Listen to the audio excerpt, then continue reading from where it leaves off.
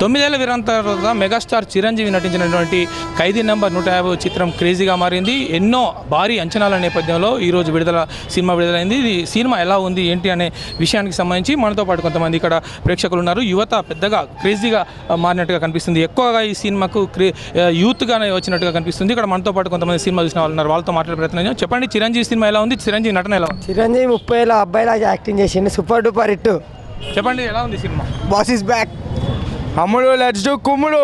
చిరంజీవి కుమ్ముడు. Cinema super. Boss is back. Cinema super, చాలా బాగుంది. సూపర్ సూపర్ ఉంది. చాలా రోజుల తర్వాత ఒక ఇన్స్పిరేషన్ మూవీ చెప్పాడు. Super super amazing. Excellent excellent. చిరంజీవికి పునర్జన్మ బాగుంది, చాలా బాగుంది. చెప్పండి, చాలామంది ఇలా ఉన్నారు, వీళ్ళతో మాట్లాడే ప్రయత్నం చెప్పండి. సినిమా చాలా బాగున్నది. 10 సంవత్సరాల తర్వాత చిరంజీవి గారు చాలా అద్భుతమైన సినిమా తీశాడు. 100 డేస్ పక్కా.